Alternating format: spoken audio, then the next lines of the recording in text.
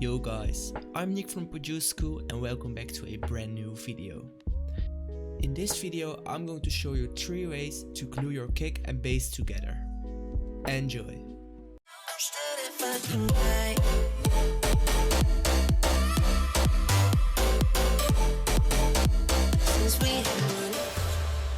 So I loaded 2 basses, one super simple sine sub bass and a dirtier mid bass, which sounds like this.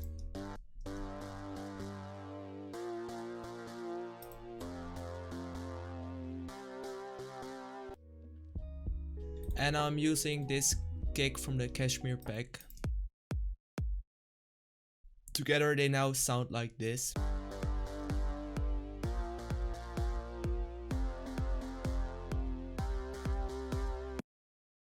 Sounds super muddy and super trash, so we're going to fix that. The first thing we're going to apply on the sound is Sidechain. Sidechain reduces the volume of your bass where your kick hits and slowly fades back in afterwards. This will make sure your kick pushes through the mix and doesn't interfere with your bass. I'm going to open an LFO tool on our bass bus and I'm going to open an LFO tool on our kick. Don't forget to reduce the mix of your LFO tool on the kick to 0% because we don't really want to sidechain the kick, we just want to use it for visualization, which I will explain right now. So this is the LFO tool that's linked to the kick, and this is the LFO tool that's linked to the bus. The first thing we're going to do is turn on this LFO graph on the LFO tool from our kick. If we now play the kick, it will visualize the waveform in the LFO tool, which looks like this.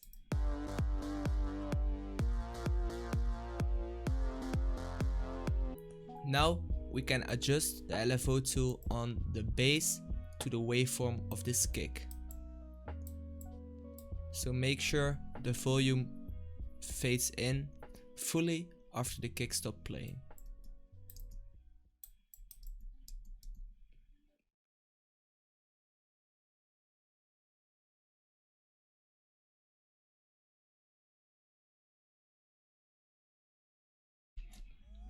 You will directly hear that the kick really pushes through the mix way better than before. The next thing I'm going to talk about is EQ. With an EQ on your bass, you try to create room for your sub and kick. For example, you need to cut out the highest frequencies till around 100 Hz on your sub bass, and you need to cut the low frequencies till around 100 Hz on your mid bass. This will make sure you give room to each element in their own frequency region. So for example, the sub bass.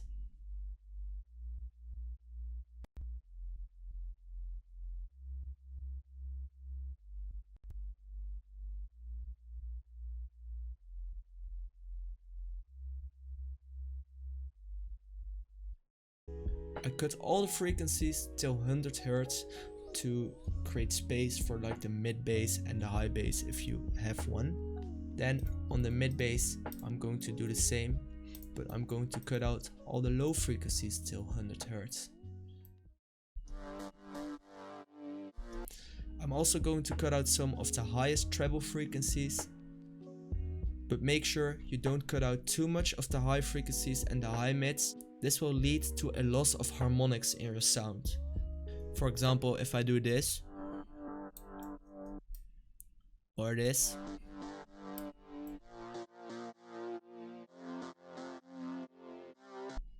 it sounds much fuller. Also make sure you EQ out harsh frequencies by making little ducks. How I do that is hold shift and drag a band fully to the top, play the bass, and then just listen to where you hear harsh frequencies. You will directly hear this, and I'm going to make some cuts.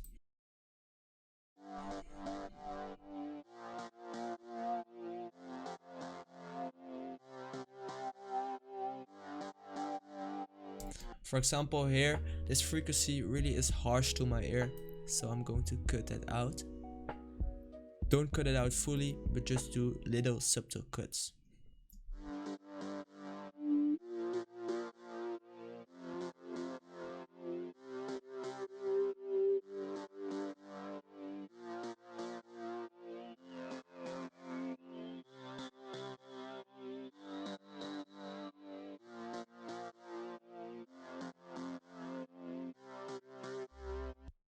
Last EQ trick I want to show you guys is automating your EQ.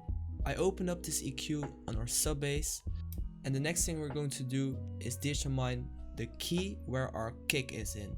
I'm using the Cashmere Punchy Kick 9, which is in G because that's in the name.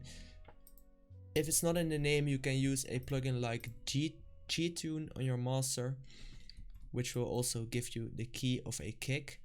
But this one is in G, so let's head back over to the sub bass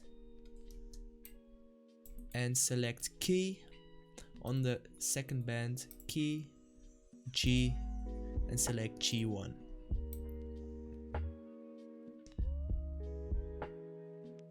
Then make a very subtle cut. And the next thing I'm going to do is open up a P controller on our kick. And we're going to link band 2 to this P controller. So what will this do? It will filter out the main frequency of the kick on your bass every time the kick hits. This will make sure your kick doesn't clash with your bass.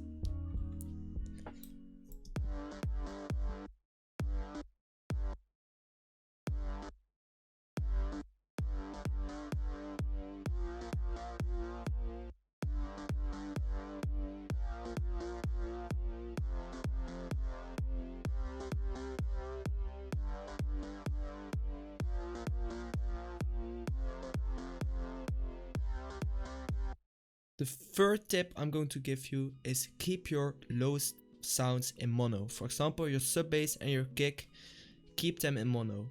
Club systems are mono, and even if a club has a stereo sound, the most people will still not be standing in the middle, so they will still be receiving the sound in mono. Also, if you keep the lowest sounds in mono, this will make sure you get a less muddy low end. How can you do this in FL Studio? FL Studio has a built-in option to make sounds mono. It's here in the mixer, the button called stereo separation. If you move the button to the right on your sub bass and kick, this will automatically make your sound mono. So make sure you don't forget that, because this can really make a huge difference. So that were the 3 tips for today. Leave a comment if you would like to see more videos like this. A lot of you guys requested videos on mixing on our Instagram stories when we did a little Q&A on there. So here it is, and if you like it, please leave a comment and we can do more videos like this in the future. Also, if you haven't turned on notifications yet, you should really do that and never miss a video of us. Also follow us on Instagram at The Producer School, where we'll also be giving tips on production. If you're searching for samples and presets, you can go to theproducerschool.com. We have a lot of sample packs on there, so make sure to take a look on there. For now, I want to thank you guys for watching, and I see you guys next time.